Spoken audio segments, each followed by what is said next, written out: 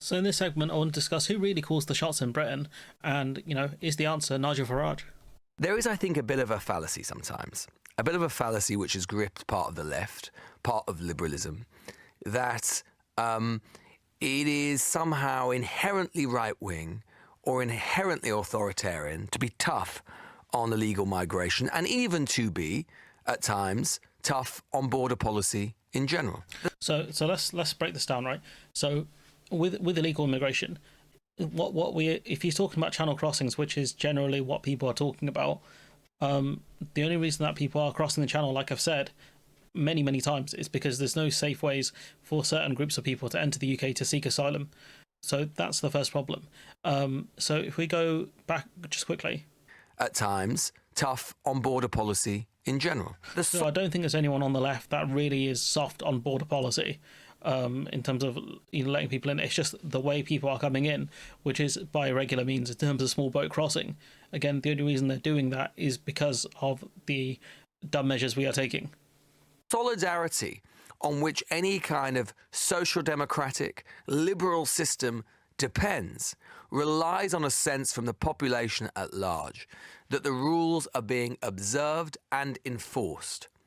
The problem, the gap that creeps in, the void that hard right, populist right, far right, whatever it happens to be, the gap that is filled by those forces takes place and occurs when there is a perception that those rules are not being enforced. Nigel. So again, those rules are being enforced. It's because people have set up the idea of queue jumping, that people who are arriving here by small boat crossings are taking away places or queue jumping other people who have put their applications in properly, when we know that's simply not the case. The issue is that people only coming here via small boat crossing is because there's no actual other means for them to seek asylum in this country outside of being here. If you're from Hong Kong or if you're from Ukraine, you don't have to do this. You don't have to make this journey. If you're from Afghanistan, you have to, because there's no other way for them to claim asylum.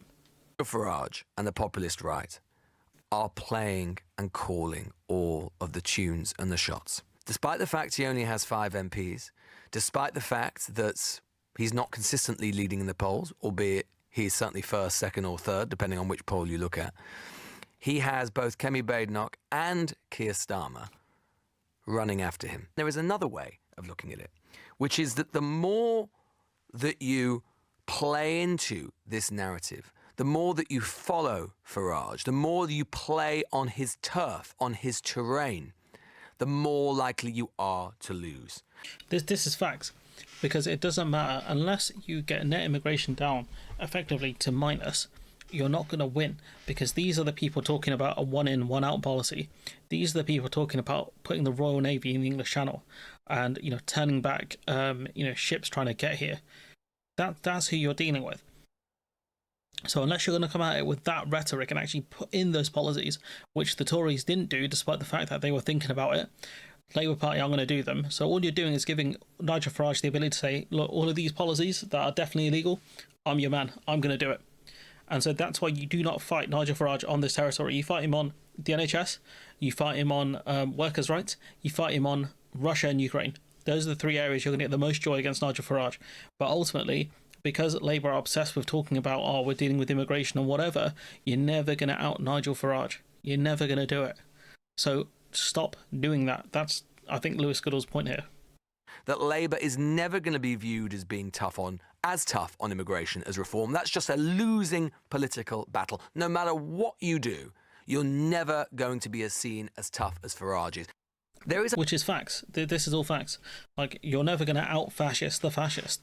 It doesn't matter what you do. All you're going to do is lose core supporters and turn your MPs against you, which is what's happening within the Labour Party. There are people like Ian Dunt, we've discussed before, really turning against Starmer purely because of the fact that they want to refuse citizenship to people who come here to seek asylum via small boat crossing.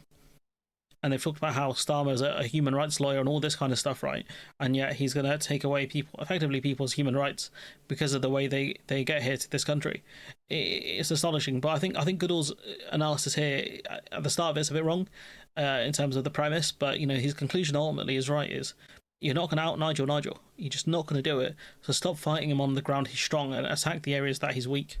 But anyways, I'm going to leave it there. Let me know what you think in the comments below. Like, comment, share, subscribe. Support the channel on Patreon if you can. And hopefully I'll see you in the next one.